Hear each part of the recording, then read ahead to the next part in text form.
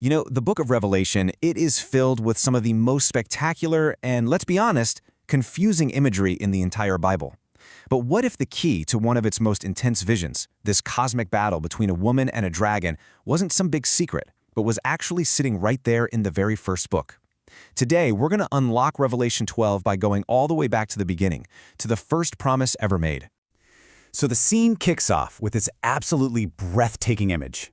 I mean, a woman literally clothed in the cosmos, looking radiant and royal. But, and this is a big but, she's in agony, about to give birth. So this isn't just a pretty picture. Nope. This is the opening act of a drama that stretches from heaven to earth, and the stakes could not be higher. And that brings us to the central mystery, right? Who is this woman? And who is this terrifying dragon? This isn't just some random cast of characters pulled out of a hat. They are these profound symbols at the very heart of a conflict the Bible has been tracking since its first few pages. To solve this thing, we got to play detective. We need to break down the clues one player at a time. All right, first things first, let's identify the key players on the stage. And the cool thing is, Vision itself gives us all the clues we need, pointing right back to stories its first audience would have known by heart. Okay, so the woman. What's her deal? The clues are literally written in the stars. The sun, the moon, and a crown of 12 stars. Now, for anyone who knew their Old Testament, this would be a massive flashing neon sign pointing right back to a super famous story from Genesis, Joseph's dream. In that dream, the sun was his dad, the moon was his mom, and the stars were his 11 brothers. Together, they represent the family that becomes the 12 tribes of Israel. This is no accident. It's a dead giveaway that the woman is a powerful symbol for God's people, Israel. Next up, her child. He's described as the one who will rule all the nations with an iron scepter. Now that's not just a cool-sounding line, it's a direct quote from Psalm 2, which is a major prophecy about the Messiah. And his destiny? He's snatched up to God and to his throne. I mean, come on, that's a crystal clear picture of the ascension of Jesus Christ. And of course, every great story needs a great villain. Enter the Great Red Dragon. He's the bad guy right from the start, trying to destroy the child. But here's the best part. We don't even have to guess who he is.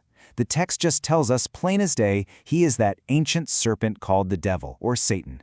And folks, that little phrase, ancient serpent, that's everything. It's the master key to this whole story. And right here you see this incredible contrast, this total flip in destiny. The child goes up all the way to God's throne, the dragon gets thrown down, hurled to the earth. It's a perfect reversal of fortunes, right? It shows us exactly who won and who lost, and it sets the stage for the rest of the battle. Okay, let's pull on that thread we found, that crucial clue. Remember, the text was super specific. It didn't just say the devil or Satan. It called him that ancient serpent.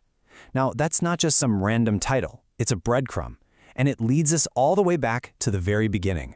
For anyone who has read the Bible, those words, that ancient serpent, they only point to one character, the serpent in the Garden of Eden from way back in Genesis chapter 3.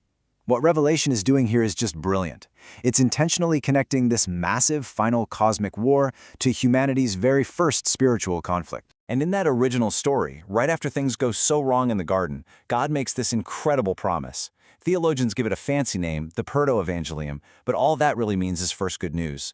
It's the very first prophecy in the whole Bible, and it basically lays out the entire script for this cosmic conflict. This one ancient verse is the key that unlocks everything in Revelation 12. And here it is. This is the promise, spoken directly to the serpent. God says he'll put enmity, which is just a word for deep, unending conflict, between the serpent and the woman, and between their offspring. And it all leads to this epic prediction. The woman's offspring will deliver a fatal, head-crushing blow, while the serpent will only manage a counterstrike to his heel. This one prophecy sets the terms of engagement for all of history. So we have the ancient blueprint from Genesis, and we have the epic vision from Revelation. Now let's just put them side by side, because when you do that, the parallels are, well, they're absolutely stunning. Just look at this. It's a perfect one-for-one match. Genesis promised enmity between you and the woman. Bam! In Revelation, the dragon persecutes the woman. Genesis promised conflict between your offspring and hers. Bam! The dragon wages war on her offspring. And the decisive, head-crushing blow? That's the child ascending to victory as the dragon is cast out of heaven.